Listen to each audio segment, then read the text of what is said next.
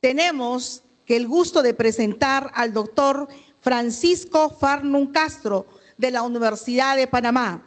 Él presentará la ponencia Diseño Metodológico de Investigaciones en Administración, del problema científico a la generación del conocimiento aplicado. Él es doctor en diseño de proyectos, magíster en ecología vegetal, con amplia trayectoria en investigación etnobotánica, convenios internacionales, coordinador de la Oficina de Publicaciones Académicas y Científicas, lidera la visibilidad y normalización editorial en Latinoamérica, integra prestigiosos comités de indexación como Cielo, Latindex, Derralic, impulsando el acceso del conocimiento regional en Latinoamérica. Actualmente promueve el proyecto Acceso Abierto Digital Diamante para Centroamérica y el Caribe, en forma totalmente onerosa. Sabemos que su gestión se enfoca a consolidar la ciencia abierta mediante procesos transparentes, evaluaciones idóneas y métricas responsables. En esta mañana tenemos el gusto de presentar entonces al doctor Francisco Farnum Castro de la Universidad de Panamá. Adelante, doctor. Aplausos para él. Muy buenos días a todos. Un placer saludarlos desde Panamá. Para mí es un honor acogerme a los saludos protocolares de rectoría, vicerrectoría, coordinadores, al equipo de protocolo que está haciendo un trabajo maravilloso. Un saludo especial también a mi amiga Gladys Montalico Ruiz, quien fue la que me contactó con ustedes para iniciar esta serie de conversaciones. Y digo iniciar porque esperamos seguir haciendo otras cosas. Y al público en general que está participando de este, yo lo llamo conversatorio, y al final de la presentación yo espero tener una retroalimentación de las cosas que vamos a puntualizar. Como bien señalaron, ya podemos compartir la presentación, mi amigo Ángelo. Como bien señalaron, vamos a ver un tema que es transversal y tiene que ver con los diseños metodológicos de investigaciones.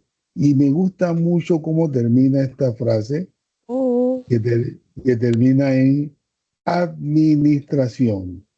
Porque en la mayoría de los casos, cuando hablamos de investigaciones, pensamos en ciencias naturales y exactas. Y aunque yo soy de esa es mi área más afín, yo siento que la parte administrativa se soslaya cuando se habla de investigaciones científicas. Pareciera que científica no se parece a administración, y es todo lo contrario. Muchas de las situaciones que se dan en el desarrollo de la investigación científica terminan en nudos administrativos. Y le podría dar muchos ejemplos, pero no me voy a adelantar.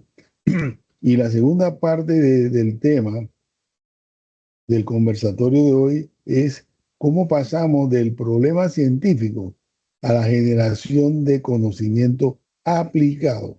Y aquí es donde la administración tiene una gran vigencia. Generación del conocimiento aplicado, y lo vamos a ver en el desarrollo. Vamos a hacer algunos hitos.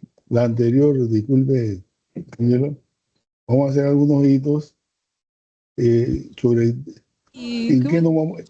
La anterior, sí. La anterior, por favor. La hoja de ruta tiene que ver con mucho de lo que mencionaron los que me antecedieron de la palabra. Vamos a ver un panorama regional en cuanto a lo que nos referimos como sostenibilidad, innovación, gestión a nivel latinoamericano, pero quizá un poco más enfocado hacia las empresas. También vamos a hacer una puntualización sobre los marcos conceptuales. Muchos de estos términos, y ya lo han repetido quienes me antecedieron en el uso de la palabra, cuando hablamos de sostenibilidad, cuando hablamos de innovación, cuando hablamos de capacitación organizacional, muchos de estos términos devienen del inglés y entonces reciben diferentes connotaciones. Igual cuando hablamos de enfoques metodológicos, nos vamos a los procesos metodológicos más que los enfoques. Entonces eso también hay que conversarlo para que haya uniformidad. Y por último, debemos terminar hablando sobre los casos y las decisiones, porque de nada sirve estudiar casos y no nos llevan a tomar decisiones. Entonces, para una manera de normalización, una manera de tener el mismo contexto para todos, vamos a tocar tres conceptos bases. Por ejemplo, cuando hablamos de sostenibilidad empresarial, por favor, la anterior.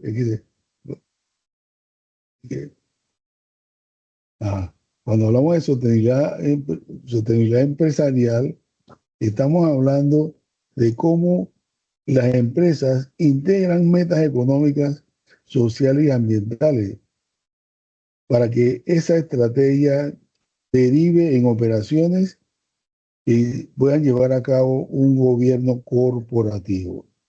Entonces ya vamos a hablar de estos puntos, pero lo tenemos que ver desde el punto de vista empresarial, en el entorno social, ambiental y en el entorno económico.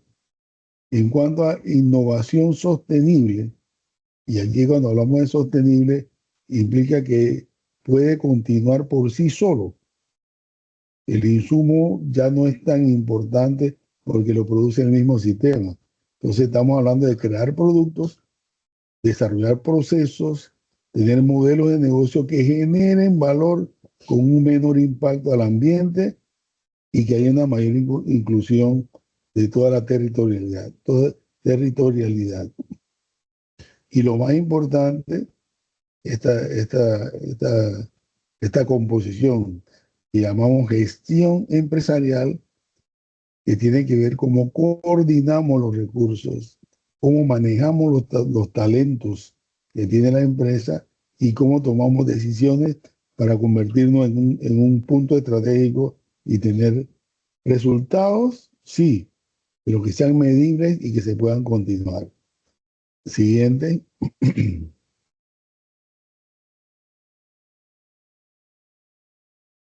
Sí. Por lo tanto, cuando vamos a iniciar una investigación, debemos partir de algunos elementos que puedan ser la guía de esa investigación. No investigamos curiosidades, no investigamos inventos, no investigamos mitos, tenemos que investigar elementos que son propios del sistema de investigación. Por ejemplo, un primer nivel sería si hay una relación causal, causa-efecto. Entonces, si estamos hablando de sostenibilidad, obvio que tenemos que pensar en la gestión verde, porque la conservación de los recursos es lo más importante. Entonces, una pregunta casual podría ser si la gestión verde mejora la innovación o solo acompaña los procesos empresariales y los competitivos. Entonces, no se trata de conservar o preservar, se trata de qué manera el elemento verde se involucra con el proceso de desarrollo. Asimismo, otra pregunta interesante podría ser los factores institucionales, sectoriales o culturales que podrían facilitar o no la adopción de una estrategia sostenible. Como todos sabemos, por ejemplo, si tomamos el caso de las condiciones culturales, son uno de los elementos que más retardan la innovación, porque el contexto cultural generalmente es un contexto de resistencia al cambio. Entonces, eso sería interesante, un elemento interesante de investigación. Por otro lado, una pregunta de investigación bien podría ser los resultados.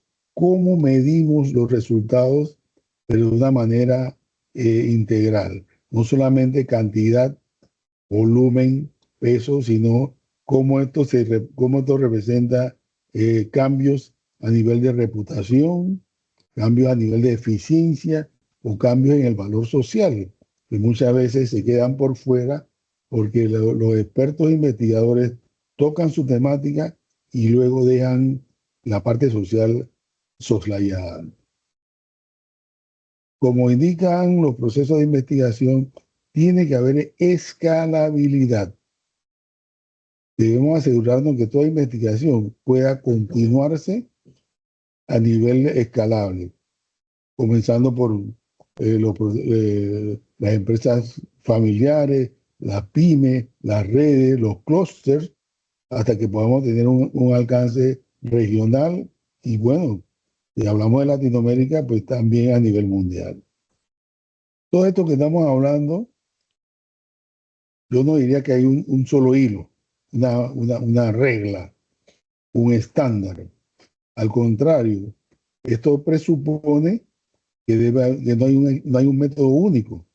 Lo que funciona, por ejemplo, Perú, lo que funciona en la costa no es lo mismo que va a funcionar en la sierra y tampoco lo que va a funcionar en la selva. Entonces no hay un método único. Hay que ir buscando cuáles son los mejores elementos o cuáles podrían ser las mejores estrategias metodológicas para, dependiendo del problema. Generalmente hablamos, atrás por favor, si tenemos alguna, podríamos tomar en cuenta varios elementos. Por ejemplo, medir relaciones, comprender los procesos, comparar los contextos o diseñar soluciones que puedan ser transferibles. Por ahí podríamos escoger el mejor método. Esto lo vemos bajo diferentes enfoques. Comencemos por los enfoques más conocidos, más usados, más aceptados. Fíjense que lo estoy diciendo así como lo decimos en un salón de clases. En un salón de clases, uno de los enfoques más aceptados es el enfoque cuantitativo, porque tiene una trazabilidad más sencilla. Entonces, si tomamos un enfoque cuantitativo, consideremos para qué cosas pueden ser útiles el enfoque cuantitativo, perdón. Y queremos medir si una práctica es sostenible o no. Podemos pensar en un enfoque cuantitativo porque los indicadores los podemos darle seguimiento más fácil. También los enfoques cuantitativos se prestan cuando hacemos contratación de hipótesis nula, real, válida, preguntas, respuestas. Es mucho más sencillo. Estamos acostumbrados a esa metodología. Cuando tenemos que comparar qué pasa en un país, qué pasa en un sector, qué pasa en una empresa, hablamos de economía y el factor más fuerte en la economía es el factor dinero. Entonces, el enfoque cuantitativo es fácil de medir en ese sentido. Y también aplica bien cuando estamos viendo patrones. Y estamos midiendo patrones, hay indicadores, y si se replican o no, resulta más fácil un enfoque cuantitativo. Por otra parte, ¿de qué técnicas nos valemos?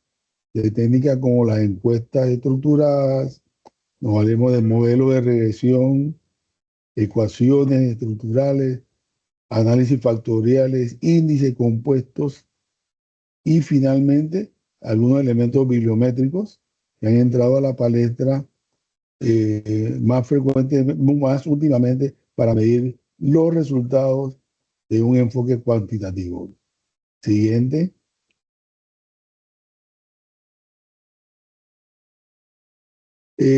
¿Cómo lo usa la empresa? ¿Cómo ve la empresa el enfoque cuantitativo? ¿En qué aspectos le saca más provecho? No estoy diciendo con esto que es lo mejor, pero la literatura nos indica que por lo menos en 3 áreas las empresas le sacan más ventaja al enfoque cuantitativo. Por ejemplo, lo más clásico es el benchmarking. Y esto se refiere a cómo se posiciona una empresa con un producto versus las competencias. Entonces es como una especie de ranking, visto de otra manera, de escala, visto una forma más latina. ¿En qué escala está mi empresa con respecto a las otras? Esto se aplica muy bien al enfoque cuantitativo. En segundo lugar, la empresa también saca ventaja de esto con la priorización.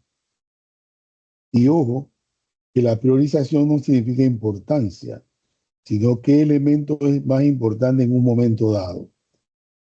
A través de un trabajo cuantitativo, una investigación cuantitativa, las empresas pueden priorizar qué elementos son más importantes en un momento dado de su sistema comercial. Y eso se puede hacer perfectamente con un enfoque cuantitativo. Y tercero, muy importante también, las predicciones. Y no estoy diciendo predicciones como el que es adivinanza. Las predicciones son pronósticos. Yo diría que más que predicción debió usarse un término de pronóstico, pero estamos pensando en lo que manejamos en el argot popular. Entonces, los pronósticos ¿en qué se basan?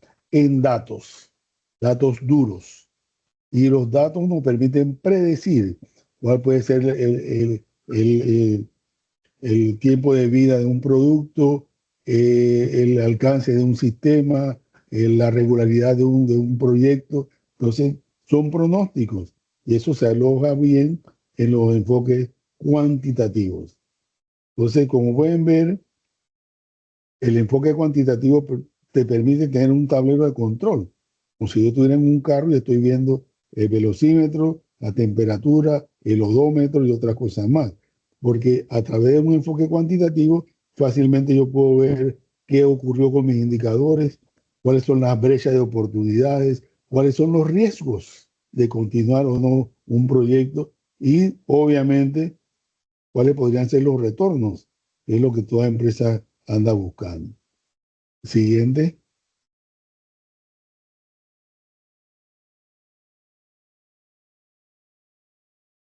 Cuando hablamos de un enfoque cualitativo, que es menos usual, porque las empresas valoran más datos duros, no competencias blandas. Y entonces, en este sentido, lo cualitativo que tiene que ver cómo se relacionan las cosas. El enfoque cualitativo tiene que ver más con las relaciones que con las cantidades. Entonces, en ese sentido, las estrategias más usuales podrían ser las entrevistas para conocer, más que todo buscar el sui generis de las cosas y tiene que ver con percepciones, barreras, actitudes culturales o cambios, que es lo que provoca un grupo cambie y otro grupo no cambie. Eso tiene que ver con un enfoque cualitativo. Los estudios de caso también son interesantes en cuanto al enfoque cualitativo, porque en estos casos podemos explicar por qué unas empresas se integran más a procesos de innovación y sostenibilidad que otras, cuando ambas están en el mismo lugar y a lo mejor tienen los mismos recursos. Quiere decir que hay un elemento cualitativo que se impone sobre lo que hacen regularmente estas dos empresas. Y también cuando vemos, bueno, en el análisis temático, vemos los patrones, la formación, la educación, los documentos y la organización de la empresa también se analizan mejor con un enfoque cualitativo más que cuantitativo. Siguiente. De ahí vamos a una tercera posibilidad, que sería combinar lo cuantitativo con lo cualitativo. Aunque no me gusta exactamente el término, pero se habla de un enfoque mixto. Y cuando le digo que no me gusta tanto es porque yo siento que la investigación es una sola. No deberíamos dividirla, aunque utilicemos diferentes elementos para estudiarla, ¿no? Entonces, desde ese punto de vista, el enfoque mixto, yo diría que tiene más ventajas, porque tiene más amplitud, tiene más profundidad, alcanza a ver tendencias y al final explica o trata de explicar el porqué de las cosas. Los diseños comunes usados para el enfoque mixto, por ejemplo, el secuencial explicativo, cuando yo estoy siguiendo la pista a un fenómeno, a una característica, a un indicador, y al final puedo determinar si se cumple o no se cumple, si lo continúo o no lo continúo. También está el secuencial exploratorio cuando no tengo idea del porqué de las cosas. Y le voy a hacer una trazabilidad hasta que encuentre indicadores de valor que me permitan tomar una predicción, como decíamos hace un momento, o un pronóstico. Y también un diseño muy común es el diseño convergente o concurrente, cuando son varios elementos los que tienen que ver con un solo fenómeno.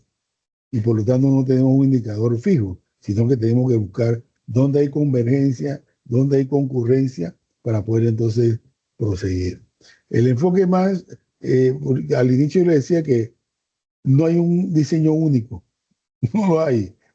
Entonces yo diría que en ese caso el enfoque más convincente podría ser el que une lo que quiere la academia, llamémoslo universidad, y lo que quiere la empresa, llamémoslo el mundo comercial.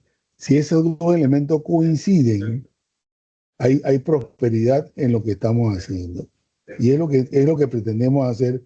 Eso es lo que se le recomienda a las universidades, que no solamente le indiquen a las empresas, estas son las reglas, esta es la receta, este es el método, sino que participen colaborativamente para que puedan haber cambios y se puedan lograr mejores beneficios. Mejores beneficios. Siguiente. Cuando vamos a ver el nivel de análisis, también tiene que ver con el actor principal. El nivel de análisis lo define el actor principal. Por ejemplo, para la empresa, el nivel de análisis tiene que estar relacionado con las estrategias, con el liderazgo, con la cultura y sobre todo con los indicadores, como yo les mencionaba hace un rato. Entonces, este es el perfil, este es el tablero de mando del análisis para una empresa. No así, por ejemplo, para la cadena de valor. Si lo vamos a ver desde el punto de vista de la cadena de valor, desde donde nace el producto hasta donde se vende y se compra, entonces el nivel de análisis va a estar regulado por los proveedores, por ejemplo, insumos o recursos, la trazabilidad que yo pueda hacer de esto. Si yo no puedo tener una trazabilidad, el nivel de análisis no me va a dar resultados de valor. Y finalmente, si se cumple o no se cumple. Una cosa es lo que sale de la empresa y aunque ustedes no lo crean, muchas veces lo que se entrega es distinto y se pierde calidad a la hora del cumplimiento. Y sobre todo ahora que estamos en un sistema en que, por lo menos acá en Panamá, ya casi todo te lo llevan a la casa, pero tú no tienes seguridad de cómo llega a la casa. Tú lo sacas de tu empresa en una forma y no tienes cómo llegar, cómo verificar cómo llega ese producto al cliente. Entonces, el cumplimiento es importante. Muchas veces el producto lo hace un experto, pero lo entrega a un mensajero sin ningún conocimiento sobre ese producto. Entonces, el cumplimiento es importante cuando hablamos de nivel de análisis. Si hablamos del sistema, me refiero al ecosistema productivo, entonces hay diferentes subsistemas o subniveles. Por ejemplo, las redes, los clusters, las incubadoras y las alianzas. Sobre todo en esta época en donde no todo el mundo tiene que hacer lo mismo, sino que cada uno se dedica a una parte del producto, de la producción. Entonces debemos deben haber niveles de colaboración, redes, clústeres, incubadores y alianzas para que el producto llegue a lo mejor de lo mejor. Si todo el mundo hace lo mismo, entonces el sistema va más lento. Y finalmente, el territorio. Lo que funciona en Perú no necesariamente funciona en Panamá, porque hay diferentes políticas públicas, las comunidades son diferentes y las condiciones de desarrollo son distintas. Yo recuerdo cuando estuve trabajando en El Salvador, hay una cadena comercial muy popular, muy exitosa, se llama El Pollo Campero. Fue tan exitoso ese pollo campero que lo trajeron a Panamá y no funcionó para nada, porque el contexto de la comunidad es distinto, el desarrollo regional es distinto, las políticas públicas son distintas, entonces hay que estudiar con mucha precisión el territorio antes de pensar en cómo ampliar o desarrollar un proyecto. Adelante. Pensemos entonces en una matriz metodológica para que esto sea más proactivo. La primera pregunta para una decisión metodológica podría ser: ¿qué relación existe? Cuando hablamos de relación, priorizamos los diseños cuantitativos, por lo que le mencionaba hace un rato, que son quizás un poco más prácticos para medirlos. Podemos verificar si se cumple o no se cumple, si hay relación o no hay relación. Entonces, en ese caso, la matriz estaría más orientada hacia un diseño cuantitativo. Pero cuando hablamos de cómo ocurre, entonces estamos pensando en un diseño cualitativo, porque vamos a estudiarlo todo desde el inicio hasta el final para entonces ver qué podemos resaltar en ese caso. Un estudio de caso. Les pongo un ejemplo. Acá en Panamá se produce café y se produce tradicionalmente el mejor café se da en tierras altas, en los lugares más altos del país. Tanto así que el café, uno de los cafés más caros en el mundo, es el café Geisha. Y por 3, 4 años seguidos ha sido la libra o el kilogramo del café Geisha uno de los más caros a nivel mundial. Pero también se produce café en todo el país. Y se produce café en los lugares más bajos, que no son de altura. Y acá le llaman entonces café de altura y café de bajura. Y resulta que, por ejemplo, en los lugares altos se cultiva el café arábiga y en los lugares más bajos se cultiva el café robusta. Entonces, ¿qué hacemos si todos no podemos producir café de altura?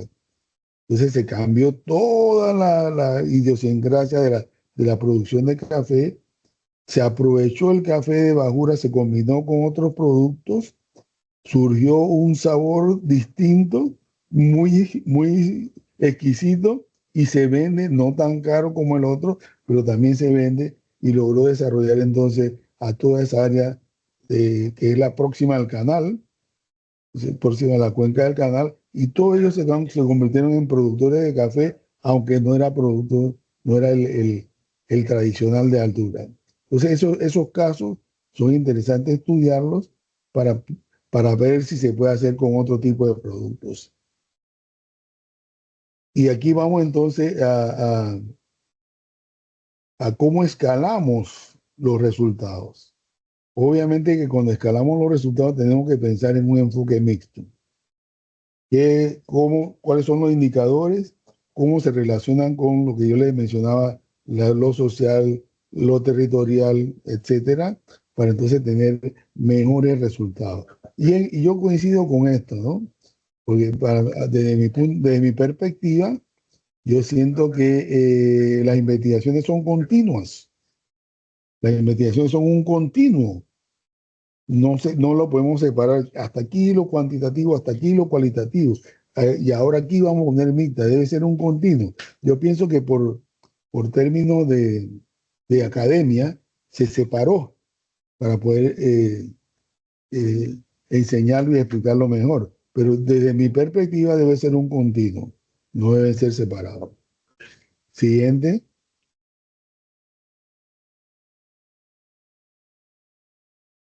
Ahora, si vemos qué ocurre, por ejemplo, en el caso de las pymes.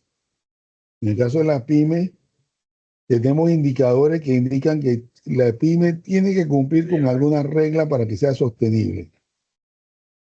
Y recuerdo cuando empezaron estos procesos de acreditación en las universidades, que los acreditadores decían, tiene que tener espacios pintados de azul para, para los automóviles de personas que tienen algún tipo de discapacidad. Pero cuando se hicieron los cálculos para ver cuántos espacios azules habría que dejar, le voy a dar una cifra traumática, porque por lo menos en el caso de Panamá, casi un tercio de la población tiene algún nivel de discapacidad. Entonces, ¿cuántos espacios pintados de azul debería tener cada edificio? Eso era totalmente insostenible. Por lo tanto, no iba a cumplir con la regla de sostenibilidad ni de gestión, entre paréntesis, verde. Entonces, quiere decir que esto de cumplir o no cumplir con los indicadores de sostenibilidad queda en un limbo de que si económicamente se puede o si las políticas públicas lo permiten. Yo diría que sí, mayormente muchas empresas, acá lo que conversábamos en gestión ambiental, la mayoría, casi el 78%, se esmeraban por tener una gestión verde, esmerarse.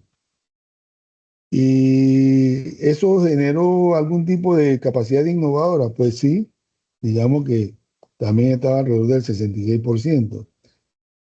Que se redujeron las barreras, muy pocas, porque si tú tienes que sopesar, comer o cumplir, entonces te vas por cumplir, por comer, y cumplir queda entonces pendiente. Entonces, ahora, ese es el caso de Panamá. No sé, ahora cuando escuche a los otros expositores, veremos si es similar o no a lo que ocurre en Panamá o en otros países. Adelante.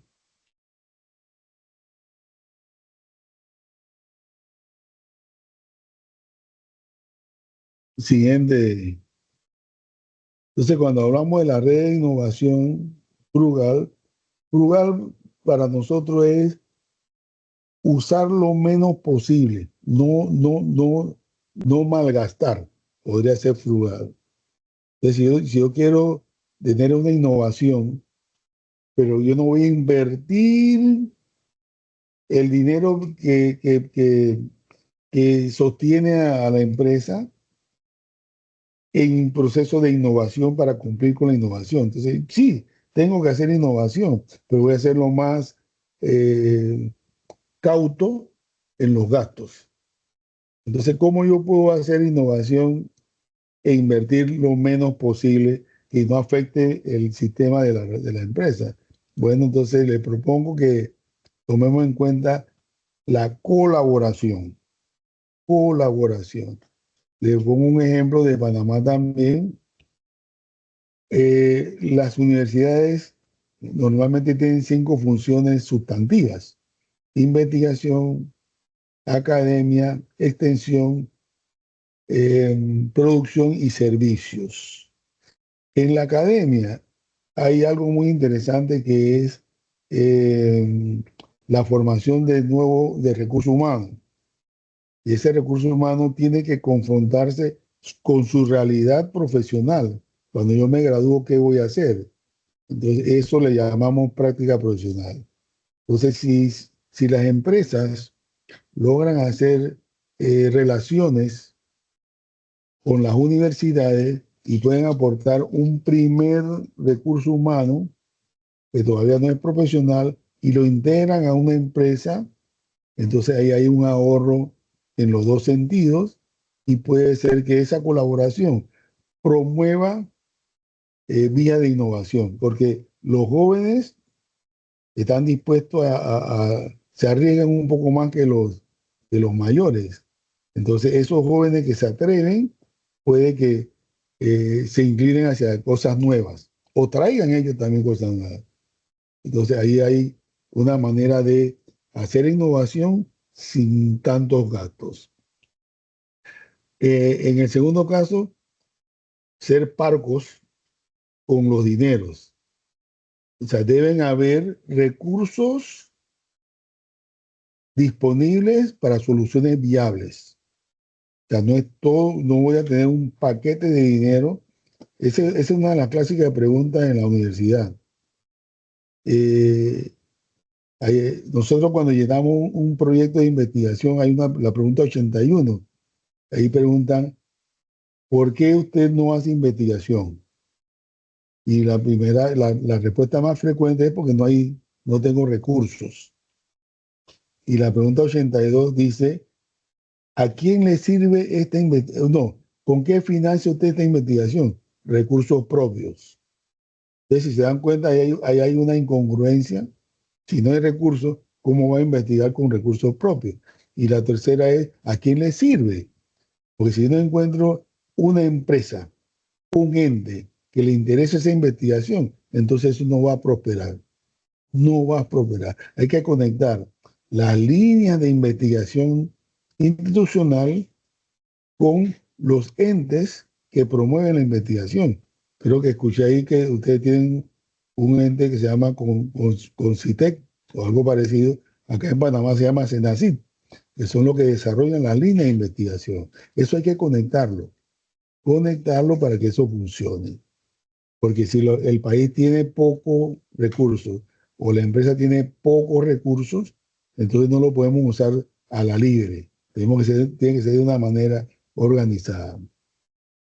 Y otro elemento importante, cuando buscamos innovación regionalmente, tenemos que ver con el territorio, y lo repito, el territorio manda, y lo digo así enfáticamente, para que haya innovación tiene que salir del territorio.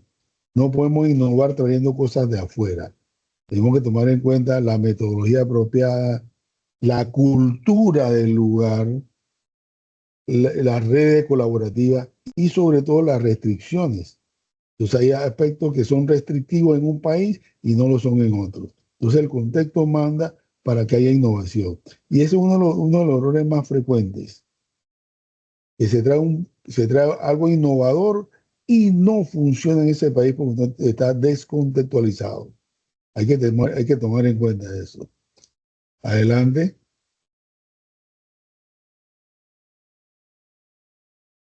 Esto que acabo de decir se enfrenta a algunos retos. Hablemos ahora de América Latina como región, que es otro de los problemas, y se los digo. Nosotros no recuerdo exactamente cuántos países hay en América Latina, pero estoy seguro que son menos de los que hay en Europa. El territorio de América Latina es más grande que el territorio de Europa. América Latina la mayor parte habla español. Unos cuantos hablan inglés, unos pocos hablan portugués. En Europa hay por lo menos 10 idiomas distintos. Sin embargo, estructuralmente, Europa está consolidado. La Unión Europea. Nosotros ni para la época de nuestro libertador Simón Bolívar logramos consolidar una unión latinoamericana y todavía no lo hemos hecho. ¿Por qué? Porque tenemos un sentido de pertenencia que deshace la formación de una estructura geográfica que nos permita sacar provecho. En América Latina tenemos recursos naturales, todo tipo de recursos naturales, recursos turísticos, recursos logísticos y tantas cosas más, pero no lo hacemos en conjunto. Entonces eso limita nuestra posibilidad de desarrollo. Y algunos retos, ahora si nos vamos a la metodología, entonces veamos algunos aspectos metodológicos que nos impiden homologar investigaciones. Por ejemplo, datos desiguales. No todos los países dimensionan las cosas de la misma manera, ni siquiera en periodicidad ni en calidad. Entonces utilizamos nomenclaturas o estándares distintos. Eso nos lleva a que cuando vamos a comparar los indicadores de ambiente, los indicadores sociales, los indicadores de gobernanza, de innovación, pues resultan distintos. Entonces es difícil comparar y mucho más difícil compartir. También los sesgos de éxito. Lo que es un éxito para una región no representa lo mismo para otra región. Entonces en esos casos usamos procesos distintos. O traspolamos, como les mencionaba hace un momento, un proyecto exitoso de un lugar al otro y no funciona. No funciona. Y finalmente, la brecha entre la academia y la empresa. Hay una herencia de que la academia debe enseñar y la empresa debe usar. Pero si no van al mismo ritmo, si no hay una comunicación fluida entre ambos, entonces la empresa va a hacer lo que necesita para poder sobrevivir. Y la academia puede seguir enseñando las cosas aunque no se usen. Entonces, estos son retos que tenemos que resolver. Siguiente.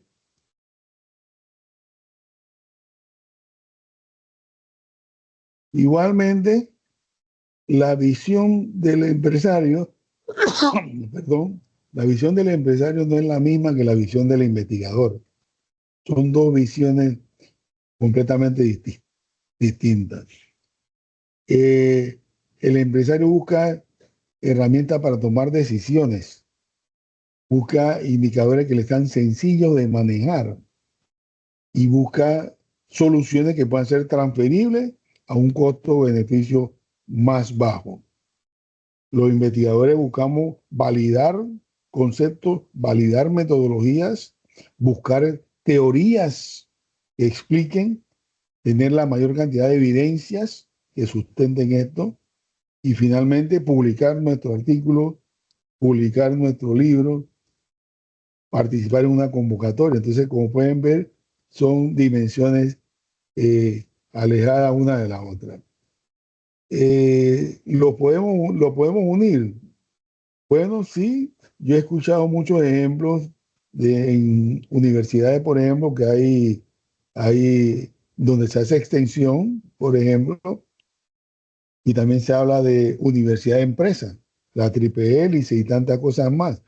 Pero ustedes quizás me puedan recordar, ahora cuando pasemos a la parte de conversación, cuáles han sido lo suficientemente exitosas como para sostenerse.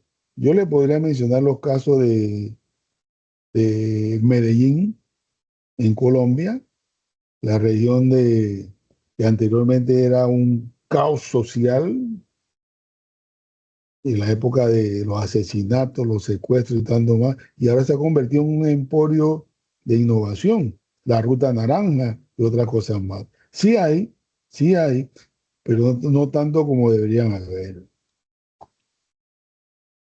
Por lo tanto, si vamos a hablar de proyectos o vamos a hablar de investigaciones, ¿cuál podría ser una ruta sugerida? Yo puse recomendada, pero yo pienso que cabe mejor sugerida. Hay que tener muy claro cuál es el problema que se va a estudiar. Los actores, el territorio, el sector, porque no podemos copiar modelos si no tenemos claro el problema y sus intervinientes. En segunda parte, yo diría que habría que estudiar bien el nivel de análisis de la investigación. si es una empresa, es una red, una cadena o es un ecosistema. Eso también importa porque hay factores que se pueden unir para tener más provecho. En tercer lugar, el método apropiado. Y ese método deviene, como le mencionaba, de la pregunta inicial, que lo mencionamos unas cuantas diapositivas atrás, y de los datos que tenemos disponibles. No podemos soñar. La investigación no es un sueño, es una realidad. Y finalmente, ¿a quién le sirve esto? Esa pregunta debe ser importante en toda investigación. ¿Para qué sirve esto? A mí me gusta que cuando yo voy a dar una clase, una pregunta que me hagan los estudiantes es, ¿para qué me sirve esta materia? Si no podemos responder eso, esos hallazgos, ¿qué van a hacer esos hallazgos? Yo pienso que tenemos un pie adentro y un pie afuera. Y para terminar, ¿cuál podría ser la idea final? Siguiente, mi amigo. La idea final yo la podría enmarcar en la siguiente. ¿Me escuchan? Ah, ahora sí, esa es la final. Entonces la idea final tiene, por lo menos en América Latina, que es el ámbito que nos interesa, la sostenibilidad y la innovación no pueden tratarse separadamente. Tienen que trabajarse, tienen que manejarse en conjunto. Y ambos forman parte o sea, serán como los paréntesis, cada lado del paréntesis, de algo que nos hace falta en toda Latinoamérica, que es la gestión. Si nosotros no tenemos instituciones que puedan gestionar o proyectos que sean gestionados, entonces no vamos a llegar a ninguna parte, porque aunque tengamos los recursos, vamos a ser dependientes del que nos provee los recursos. Entonces, las investigaciones y las instituciones tienen que tener capacidad para gestionar. Y si ustedes recuerdan la famosa autonomía universitaria de 1928 Córdoba, una de las autonomías es la autonomía financiera. Pero si una institución es pública y depende de un presupuesto estatal, entonces no es autónoma. Y para volverse autónoma tiene que procurar sus propios recursos. Entonces, en la medida que podamos tomar una decisión y esté orientada hacia la gestión y con un enfoque metodológico apropiado, entonces ahí estamos apuntando a un éxito o lo más cercano a un éxito.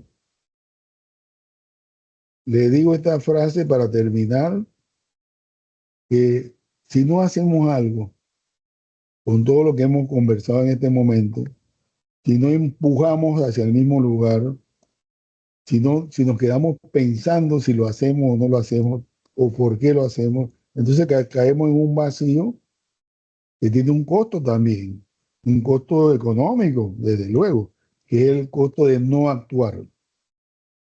Eso se llama procrastinar. Si seguimos procrastinando en Latinoamérica, vamos a seguir en un retraso general. Muchas gracias y quedo atento a sus comentarios. Bien, doctor, muchísimas gracias. La audiencia nos alcanza una pregunta. Dice, ¿cuál considera que es el mayor desafío metodológico al momento de realizar la integración de datos en la etapa de análisis e interpretación? No sé si sea un reto, porque la metodología es un continuum. Entonces, quizá el reto, si hubiese un reto, sería estar claro en los elementos del problema. Como yo le decía, definir bien el problema, tomando en cuenta todos los elementos que tienen que ver con el problema. Los actores, el sector, el territorio. Si yo parto allí, a lo mejor ese es el reto, porque muchas veces hasta un tema simple de universo, población, muestra, a veces no se cumple. Entonces es un reto validar, comparar y conceptualizar. Yo pienso que por ahí podría ser el mayor reto. Bien, doctor. ¿Alguna pregunta más por parte de la audiencia? Si pueden hacerlo en forma directa. Bien, si no es así, la Universidad Nacional de Moquegua, doctor, en esta oportunidad alcanza la resolución de Canal 042-2026 de la Facultad de Ciencias Sociales, Universidad Nacional de Moquegua. En el acto resolutivo dice expresar el reconocimiento, felicitación y agradecimiento institucional a usted como profesional por la participación de la calidad de la ponencia en este Seminario Internacional de Investigación y Administración denominado Enfoques Metodológicos para la Sostenibilidad, Innovación y Gestión Empresarial de América Latina, organizado por la Escuela Profesional de Administración, a saber, al doctor Francisco Ricardo Farnum Castro de la Universidad de Panamá, encargar a la Escuela Profesional para la difusión y remitir la resolución y encargar para su difusión, así como alcanzarle a usted ya vía correo, email, podamos alcanzarle en viva los alcances por el agradecimiento y su diploma de participación como ponente en este importante seminario. Gracias. A nombre de ILO de Perú, muchísimas gracias, doctor Francisco Farnum, de la Universidad de Panamá. Gracias. Saludos a todos. Muchas gracias.